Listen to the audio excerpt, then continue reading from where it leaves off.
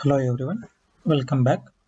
So last class we have discussed about divergence of a vector in a Cartesian coordinate system, right? So we have discussed about what exactly the three-dimensional divergence can be represented along x, y, z axis. Then we got what exactly the meaning of the divergence. So in this class or in this lecture, we are going to discuss about curl of a vector function. So curl of a vector function is also a mathematical tool which we can analyze about it. Then by using this one, we can understand the physical concepts of a vector functions. Okay. So here, curl of a vector function. So to understand the meaning of that curl of vector function, so let us consider a rectangular small plane area, right? So let us consider a small area that is maybe a rectangular plane,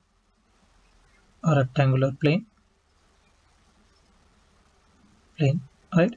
So here, if I define the plane like so, these are the two rectangular planes, and let us consider this vector direction is a vector. So this is a vector field, right? So now if I take a particular area, that is red color area, that I will call this one as a area 1, and I'll call this black color area as area 2, right? So I will define this one as a, b, then this one as c, then this one as d, right? Now if you look at these two areas, so if you consider the area for area 1, if you consider first, so look at this. So as the direction of a vector is in this direction, right, then it's a plane is that ABCD plane is parallel to this vector. Now if you take a line integral of AB, line integral of AB, then plus line integral of BC line, then that is nothing but a DL, then line BC into DL, then if you take the line integral of CD into DL, then if you take the line integral of D to A into DL, so these are called as the line integrals. Now if you see this line integral of AB length and line integral of BC, CD and DA, the line integral is nothing but it's actually a dot product of a line element and that length, total length. So here, if you see this particularly, AB and CD, AB and CD, they are parallel and in the line of that is in the direction of a vector. So they are in the direction. So these two vectors are in the direction of a vector. So if you consider BC and DA, these two lines are perpendicular to the vector A, right? So means the line integral of these particularly BC and DA both are 0 now. The line integral of these two are 0 now. Now similarly, if you consider the area that is 2, that is second area. Now if you consider this second area here, so totally this plane is completely perpendicular to, it is completely perpendicular to the vector, right? Particularly vector. So means if you take the line element, that is integral over that particular area, if I take this one as a PQRS, this total integral of PQRS of a total line integral is equal to 0 now. So means in the first area, the area parallel to the field, the line integral along BC and DA are 0. Then while the line integral along AB and CD are finite values. So if you consider the line integral around the boundary of that area is finite value, means that the area of the first rectangular, that is a finite value. Its line integral of that first area is line integral of area 1 into DL, that is equal to a finite value, right? It is not 0, because here in the only the line integrals of a perpendicular lines we are getting line integral as a 0. Thus the a line integral over that around that particular boundary of that particular area is finite value. Since the value of vector field along the upper and lower edges is finite, because lower edge is DC lower edge and upper edge is AB. So these two values of line integrals, that is actually non-zero values. So I will consider those both AB and CD lines as of different line integral values, because along AB we consider on one value, CD along one value. So overall total line integral of that around that boundary of that area is now finite one, right? Now the line integral around the closed path depends upon the orientation of a small area vector, because how this area is orienting it has oriented with a particular vector A. Depending on that, we are going to consider line integral, whether it is finite or a zero, any other value, right? Because that totally line integral depends on the orientation, right? So that's why we every time we take the closed integral of any vector, closed integral of any vector A into dl is depends on its orientation, whether it may be 0 if it is perpendicular to that vector, if it is perpendicular to that vector, or it may be finite other than 0, it may be finite value if depends on other than 90 degree or other than perpendicular, right?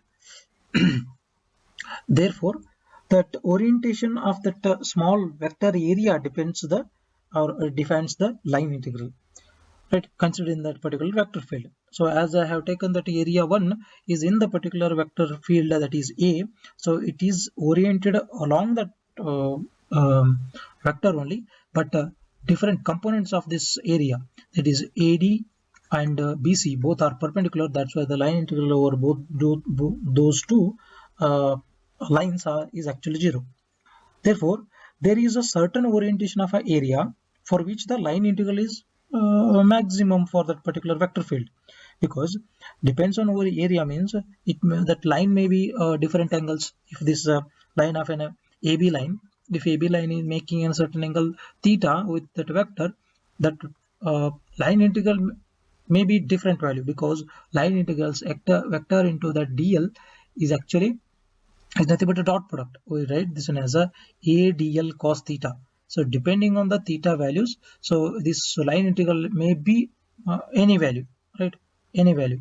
So depending on theta, if it is 90 degree, then you are going to get this one as a 0 line integral, and it will be maximum if this line is in the direction of a vector. If this theta is equal to 0, then you are going to get a line integral of that vector A into dl will be maximum. So that's why the orientation of that vector, that area, defines about the line integral of that particular system in the given vector field. Therefore the curl of a vector field at any point is defined as, therefore the curl of a vector field at any point is defined as, at any point is defined as a vector quantity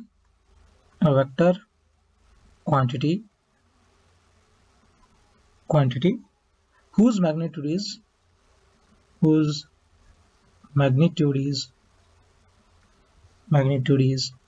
equal to the maximum line integral per unit area along the boundary of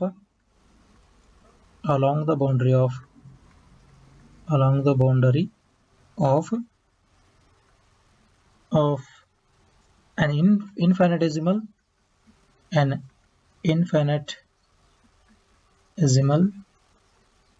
test area test area, and whose direction is and whose direction is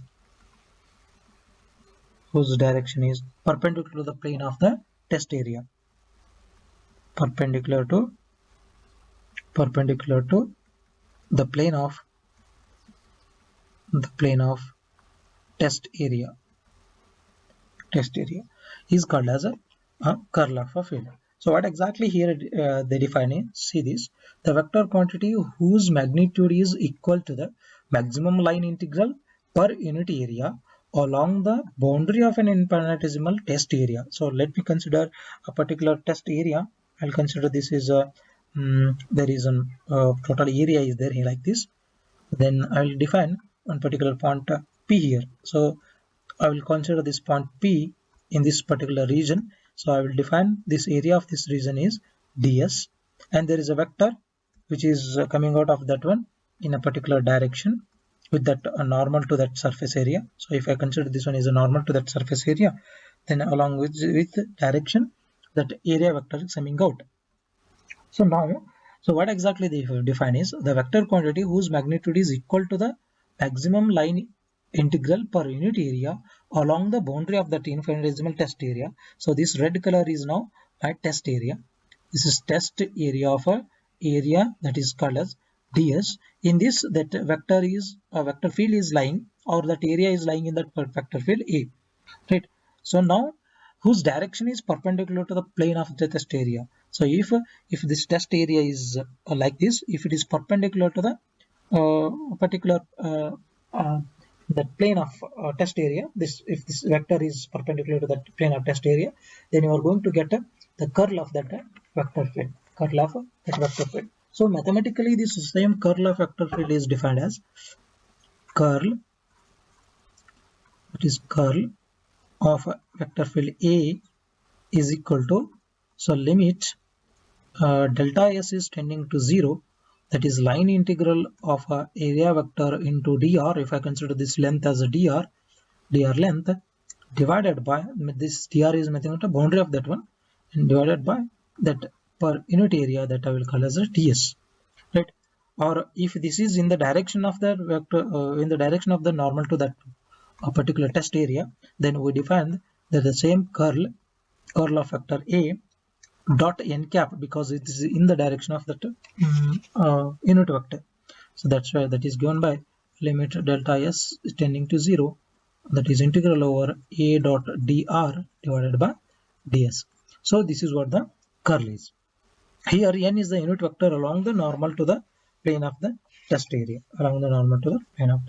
right? So here the expression for this particular curl in Cartesian coordinate system is given by, so expression of curl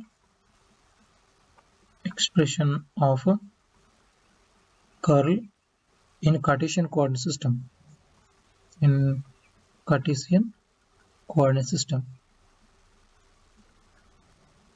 coordinates. Okay, so this the same curl expression is defined mathematically once again in Cartesian coordinate system as that curl of vector A is defined as del cross A. Here once again we are going to use this del operator. It's a differential operator, it's a vector quantity. Here we are going to take a cross product of a vector with that del operator. As we know that del operator is given by that is dou by dou x I cap plus dou by dou I of j cap plus dou by dou z of k cap. So this is what is nothing but a del operator or a differential operator,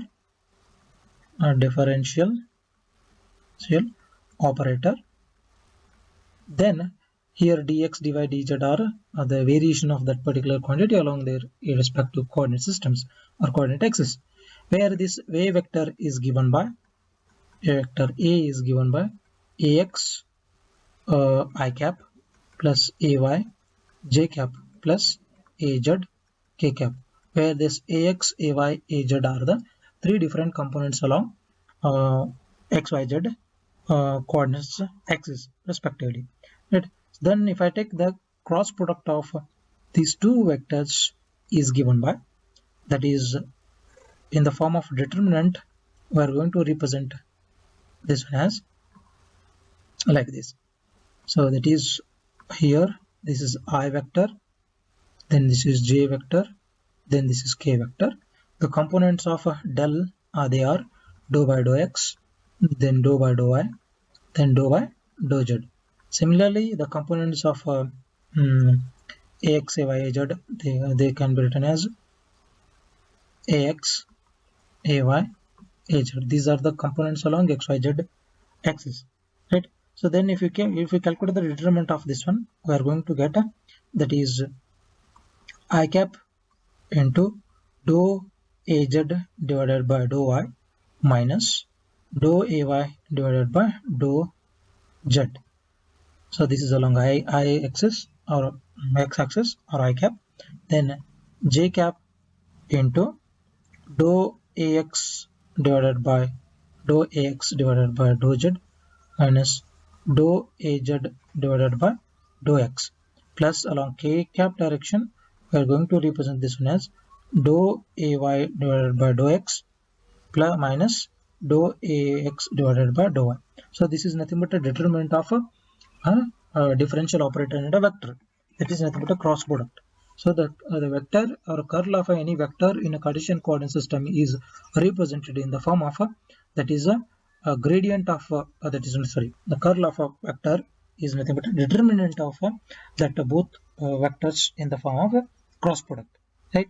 So you need to if any question came like to calculate the curl of any vector quantity, then you need to calculate by its determinant way, right? This is nothing but it's a cross product of two vectors, because del is also a vector, a is also a vector, but only because of this differential operator we are going to differentiate the individual components of that vector a along xyz axis respectively, right? Then now, what exactly the physical significance of this curl? Physical significance of the curl we are going to see here. Physical significance or physical interpretation of a curl. In hydrodynamics, the curl is nothing but it's a rotation of a fluid. In physics, we are going to use this curl equation or curl of tool of mathematics. We are going to use in hydrodynamics, especially. In hydrodynamics, this curl is nothing but in hydrodynamics or fluid dynamics. Hydrodynamics or fluid dynamics, we are going to consider this curl as a curl is nothing but actually it's a rotation. It's a rotation of a fluid. Rotation of a fluid. Right. Hence, it's we call this sometimes curl as it's a rotation, or it's we call sometimes this curl as a circulation also. Call this one as a rotation, or we call this curl as a circulation. Right? So means if the fluid velocity in the hydrodynamics, if it has a velocity v, we'll call this velocity as a fluid velocity, right? Or velocity vector, or fluid velocity vector. Velocity vector is referred as a fluid velocity, right? Velocity of the fluid. So if we consider the rotation of any fluid in any clockwise or anti-clockwise direction, so if this any vector, if it is coming out of this one in the circular or circular way or rotational way, so this is we call this one as a curl. Or any vector around that any point, if it is circulating in this direction, we are going to call this one as a curl, right? So at any point, if you take this, it is actually a circular motion. But when it comes to the overall representation of any vector in the given space, if you want to call this one as a curl, it will be a rotational one, or it will be a circulation one. It may be a clockwise or anti-clockwise direction, both, but it will be a rotational one or circulational one, right? Therefore, that existence of a curl of a vector field at any point, it indicates about the vertex, verticity we call in hydrodynamics, or nothing but a rotation in that particular space coordinate systems.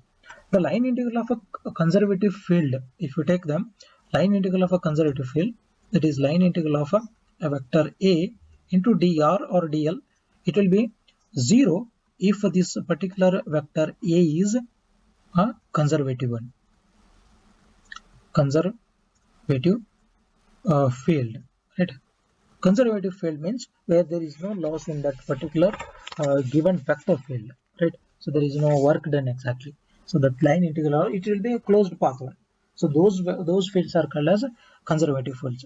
Therefore, the conservative vector fields have, as its line integral 0 means its curl is also 0 for those conservative fields. Curl of a vector is also 0 for the same conservative fields. Therefore, at any points of the space, if that field is conservative one, its line integral is also 0. That is nothing but a closed integral for that around that particular boundary of that system is 0. Therefore, its curl is also a 0. Therefore, if the field is actually a laminar one, a laminar for vector fields, or the non curl field also we call, if this curl is 0, right? Then what happens in case of electrostatics? We are going to consider electrostatic field is a conservative one. In case of static fields, for static fields, that is for example is electrostatic field E vector is actually a conservative one, right? Conservative one, right? Conservative field. So for this electrostatic field, we are going to represent this electrostatic field as a E vector is equal to negative potential gradient of a this is a vector, that is this is not a, it's actually a gradient is not a vector, it's a scalar quantity, but a vector electric field is defined as a negative potential gradient. So here we know, we have already studied about what exactly the gradient. If we take the gradient with a negative sign of that potential, or this is called as electric potential,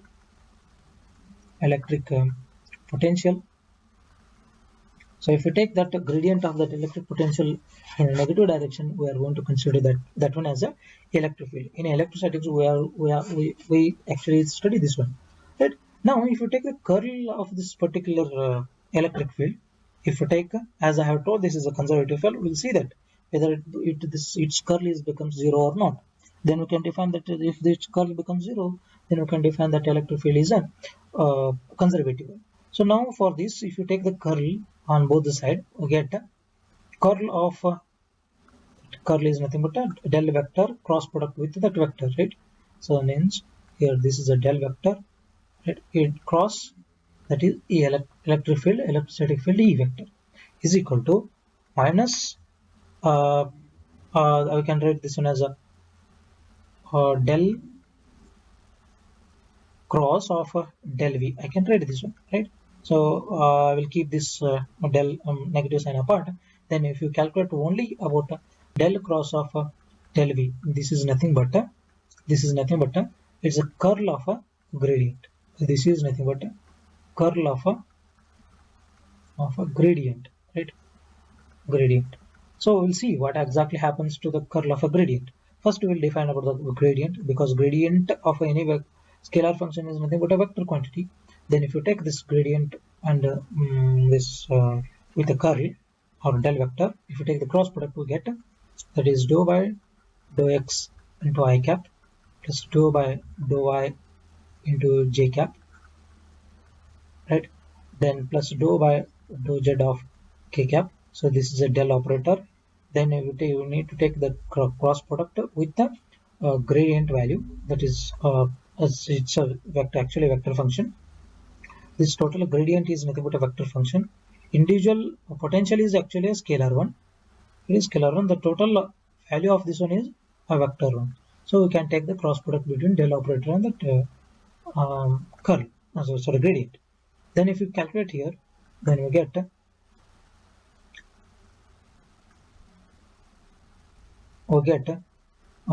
that is dou v by dou x I cap plus dou v by dou y of j cap plus dou v by dou z of k cap.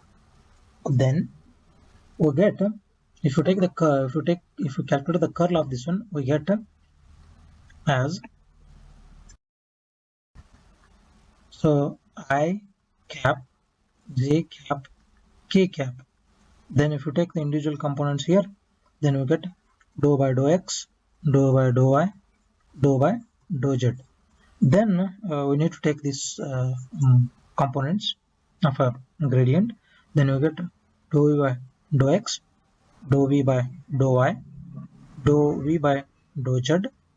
Then if we calculate this total gradient or curl, that is nothing but a determinant, we get I cap into dou square v by dou x, dou y, dou z. It becomes actually dou y, dou z, dou y, dou z minus dou square v divided by dou y, dou z minus j cap into dou square v by dou x, dou z minus dou square v by dou x, dou z. Then plus into k cap direction, we get a k into dou square v by dou x, dou y minus dou square v divided by dou x, dou y. Right. Then if you see this, dou square v by dou y, dou y, dou z is nothing but dou square v by dou y, dou x. So this will become 0. And here if you can see this dou x, dou z, dou x, dou z, this also becomes 0. Then dou xy, dou x, dou y, dou x, dou y, same, both are same here. If you take dou y, dou x, dou y, or dou y, dou x, both are same, then this totally becomes 0. Means that is nothing but a curl of a gradient is 0, and that is nothing but a curl of a conservative field is 0. So this expression gives a lot of information that first, that is curl of a gradient is 0, curl of a gradient is 0. That is another one is curl of a conservative field is also 0. Conservative field is also a 0. Therefore, we are going to represent any conservative field if it is its curl is 0, then we call this one as a conservative field, or otherwise if it is not a conservative one, then we call that one as a non-curl field. We call right here for electrostatic fields, that curl is 0 because those electrostatic field, static means it is non-rotatory or non-circularly. So static field means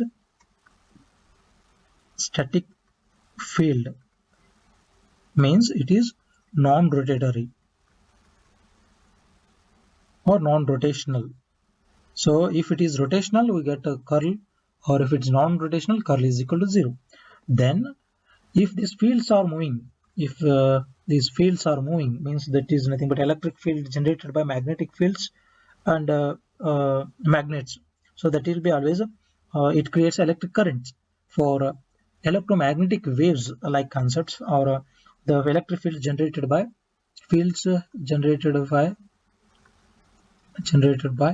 magnetic fields or currents,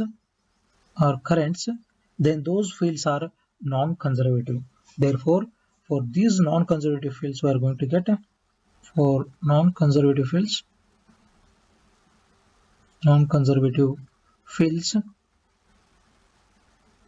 we are going to get curl of that vector field V or E, that will be non-zero. Therefore, by the use of this curl mathematical tool, a curl of a vector, we are going to define how that field behaves, whether it is a conservative or whether it is non-conservative. We can decide by using this curl of a vector. So till now we have studied about three important tools of mathematics of vector calculus to define or to study about the physical concepts such as gradient of a vector, then divergence of a vector, gradient of a scalar, divergence of a vector, and curl of a vector, right? So here is the overall information about gradient, divergence, and curl. So you can see the gradient, divergence, curl respectively. then you can see the physical meanings also. So here the gradient is a vector that gives directions of a maximum rate of a change of that physical quantity. So for example, temperature, we call temperature gradient. Similarly, if you come to the divergence here, a scalar, it's a divergence is a scalar, resultant is a scalar. That scalar that measures the magnitude of a source or a sink at a given point. So if it is converging at a point, then we call that gradient is, so divergence is less than 0. If it is diverging, it's actually it should be a greater than 0. Actually here divergence will be greater than 0. Sink flux will be out of the uh, uh, point. Then here it will be influx, in this is called as flux and this is called as influx. So if it is equal to 0, then it is non-compressible. Flux out flux is equal to influx actually, right? Then similarly, if you go for the curl, the vector that is perpendicular, the vector operator that describes the rotation or uniformity of a vector field. If it is rotational, then we call this one as curl. So if it is a right hand curl, then it will be curl will be greater than 0. If it is left hand curl, then it will be its curl will be less than 0. If it is not rotational at all, so we are going to get its curl is going to be a 0 1 value, right? So that's why we are going to call these three main important terms are mathematical tools, which they are going to help us in the further understanding of a vector or any physical quantity, right? So this is what the total information about curl, gradient and vector. Then you need to submit 2-3 questions in a Google Classroom as an assignment. So here are the two problems. So first one is evaluate curl of a vector vector f is equal to 2x I cap plus 3y j cap plus 5z k cap, right? So you need to evaluate this curl and then calculate its value. Then second question is solve for a vector, solve for a curl of a vector b is equal to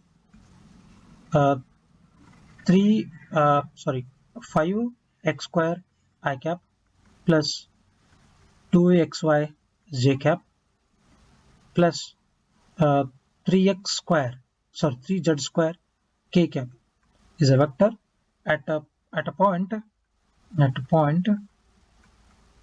1 comma 2 comma 1.